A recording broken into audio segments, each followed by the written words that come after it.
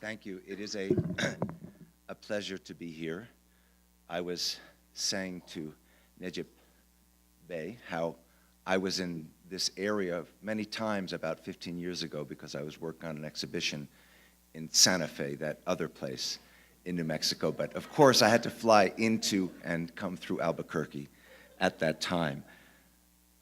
Not by rain and not by night, a different experience.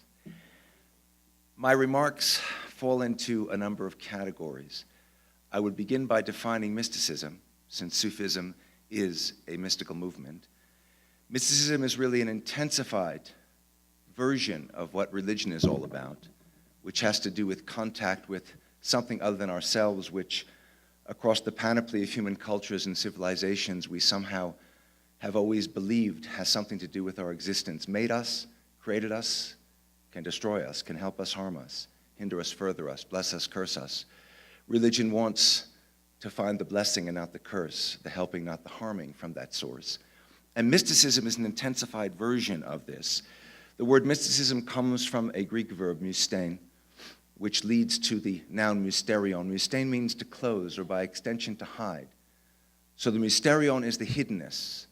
The mystic believes that there is something within God that is deeper than ordinary, everyday, garden variety religion actually accesses.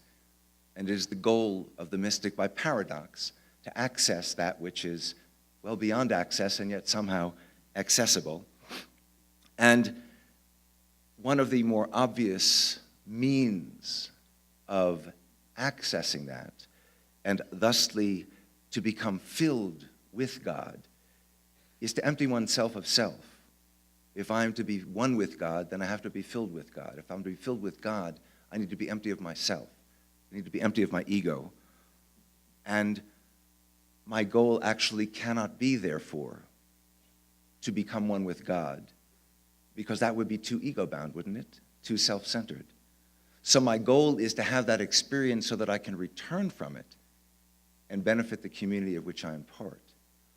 And that means, in fact, that there are at least 3 challenges and 3 dangers that apply to the mystical experience. The challenges are, of course, how do I get there? How do I come back from there? How do I communicate what the experience was to benefit the world around me, when by definition the experience is in a realm so different from our own that the language it uses is not our language. It is ineffable, it is indescribable, it's unspeakable, so how can I communicate it? The dangers are, of course, that I can't come back, that my mind is so filled with God I can't get myself back. The danger is that I go mad. The danger is that I die. The danger is that I apostatize.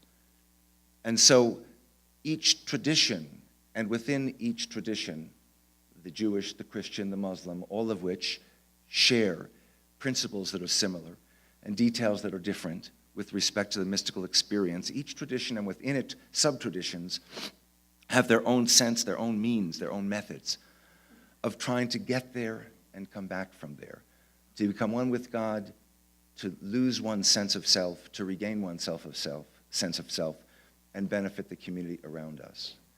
Sufism is the term that we tend to use to refer to Muslim mysticism. Suf is a word that means wool in Arabic, and it presumably referred to the plain, I like to call it the plain brown wrapper, the plain woolen garment that Sufis wore and Sufis wear, in order to indicate that my interest is not in the exterior matters that clothes can symbolize, but the interior matters for which clothes have no place and offer no concern.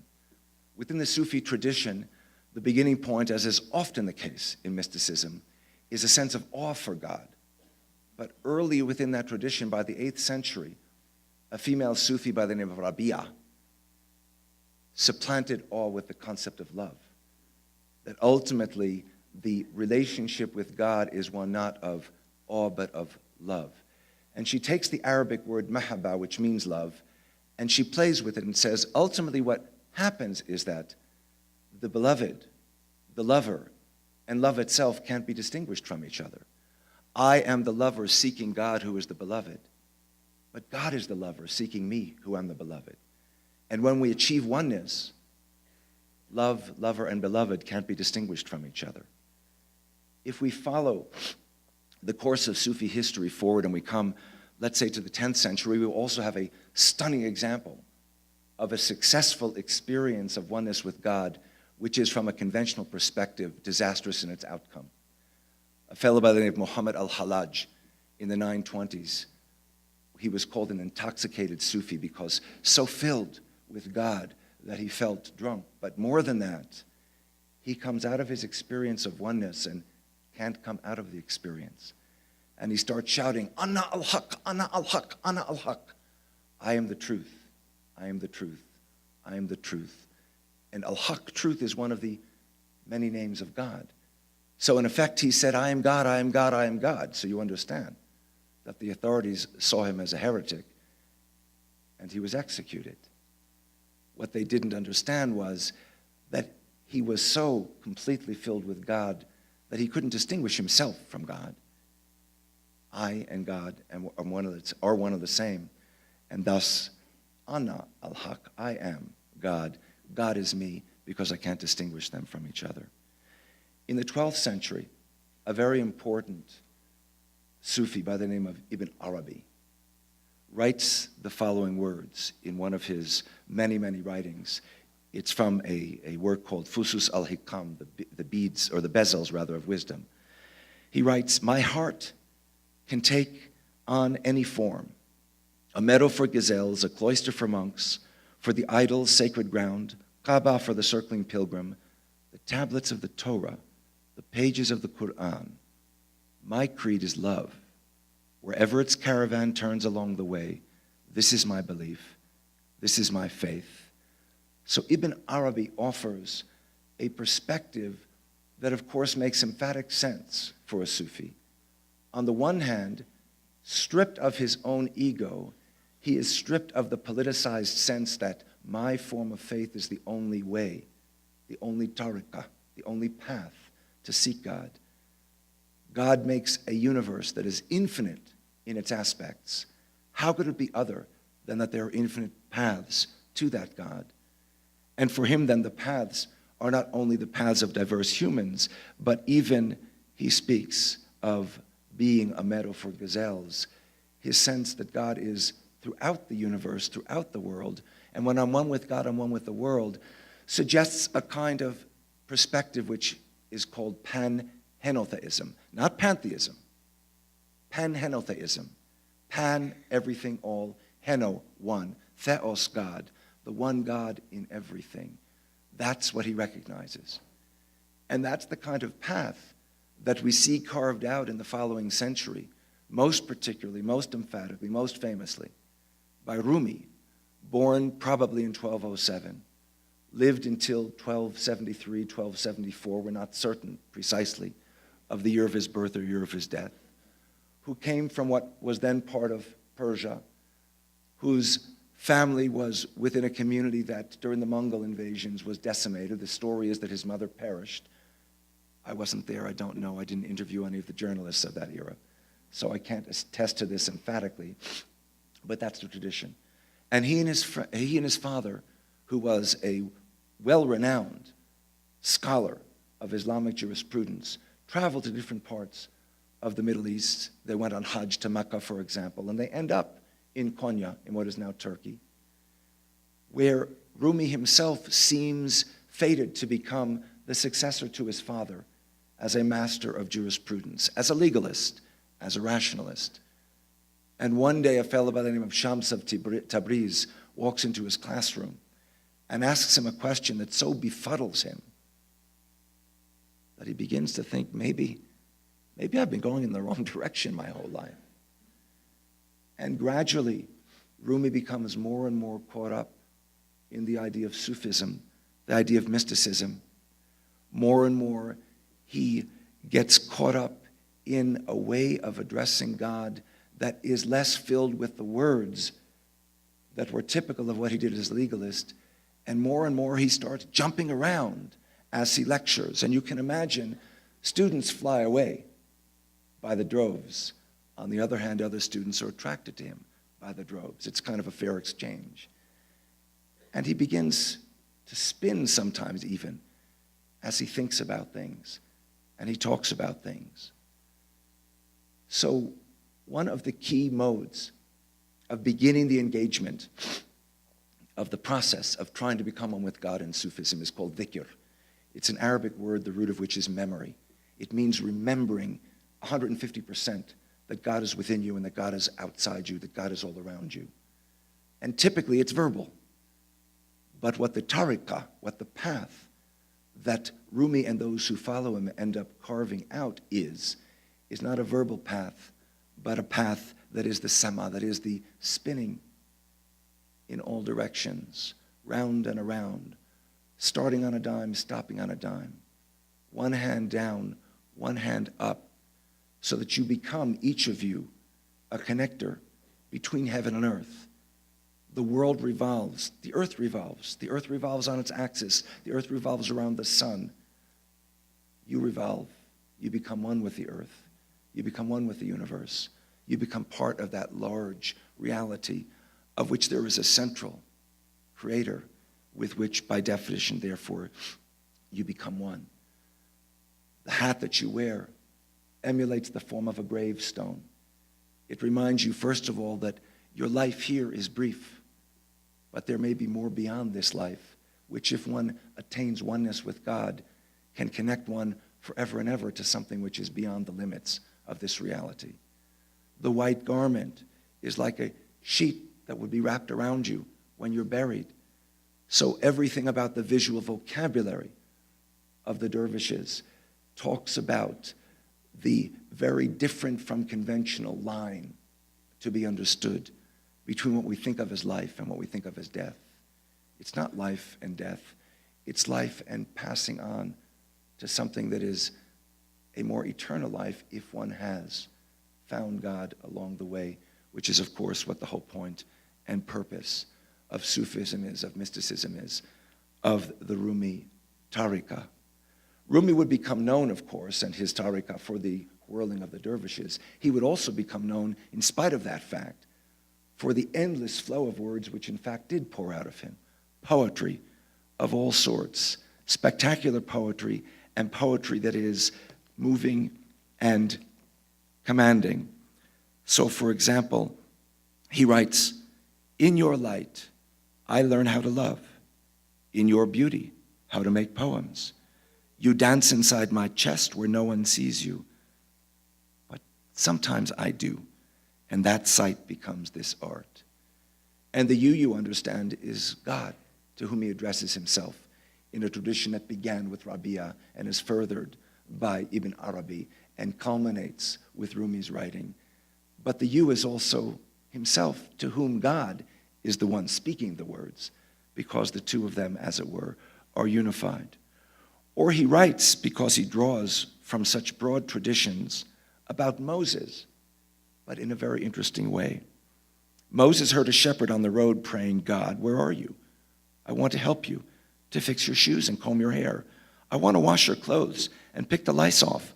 I want to bring you milk to kiss your little hands and feet when it's time for you to go to bed. I want to sweep your room and keep it neat, God. God, my sheep and goats are yours. All I can say, remembering you, dhikr, is I and ah." Moses could stand it no longer. "Who are you talking to?" "The one who made us and made the earth and made the sky." "Don't talk about shoes and socks with God.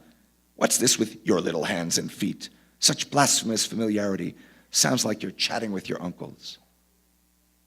The shepherd repented, tore his clothes, sighed, wandered out into the desert. A sudden revelation came then to Moses, God's voice. "You have separated me from one of my own. Did you come as a prophet to unite or to sever? I am apart from purity and impurity, sloth and diligence and worship. These mean nothing to me. I'm apart from all that. Ways of worshiping are not to be ranked as better or worse than one another. Hindus do Hindu things. The Dravidian Muslims in India do what they do. It's all praise and it's all right. It's not me that's glorified in acts of worship. It's the worshipers. I don't hear the words they say. I look inside at the humility. That broken, open lowliness is the reality, not the language. Forget phraseology. I want burning, burning. So Moses, prophet of prophets, learns new things to think about God from God itself in this poem by Rumi. And let me share two more with you that are particularly relevant and important. One is a fragment. I go into the Muslim mosque and the Jewish synagogue and the Christian church, and I see one altar. Or famously, not Christian or Jew or Muslim, not Hindu, Buddhist, Sufi, or Zen, not any religion or cultural system. I am not from the east or the west, not out of the ocean or up from the ground, not natural or ethereal, not composed of elements at all. I do not exist. I'm not an entity in the world or in this world or the next. Did not descend from Adam and Eve or any origin story. My place is placeless, a trace of the traceless, neither body or soul.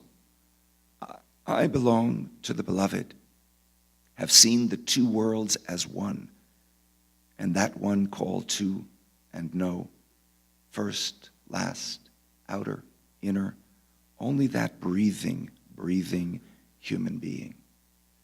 And so the words are, we realize, God who says, I am not any of these denominations. I am not any particular individual. I am not within or even beyond this world as humans understand beyond, because think about it. Anything and everything we say about God, we say based on our own understanding and concepts and terminology. God is all powerful. God is all good. God is interested. Those are our terms from our experience. We don't know what those terms mean in God's terms. And Rumi's statement is, God is beyond all terminology, and therefore God is beyond all attempts to try and confine God to a particular, tarika, a particular path, a particular way of worshiping. And that's why, as you heard quoted earlier this evening, Rumi writes, come, wherever you are, wanderer, worshiper, lover of leaving, it doesn't matter. Come and join us, as we are the people of love devoted to God. Come through the door of love and join us and sit with us. Come, let us speak one to another through our hearts. Let us speak secretly, without ears and eyes, the instruments of this reality around us. Let us laugh together without lips or sound, the instruments of this reality around us. Let us laugh like the roses. Show of hands, how many of you have heard a rose laugh? You may have and not realized it. Like thought, let us see each other without any words or sounds. Since all are the same, let us call each other from our hearts. We won't use our lips or tongue. As our hands are clasped together, let us talk about it. Come the 20th century, and a fellow by the name of Fethullah Gulen, whose name you may have heard, particularly if you've been following news from Turkey and about Turkey in the last year and a half or so, who is a student of Rumi and a teacher of Rumi, a student of Sufism and a teacher of Sufism. He's written extensively on Sufism, but on other subjects as well, who has inspired a whole movement called Hizmet, which in Turkish means service. It is a movement that has as its point, purpose, and primary principle, that's 4 P's in one phrase, not bad, the idea that it's not only about words, it is about actions. And if I am to fix the world, it's not just about talking about it, it's about acting to fix it.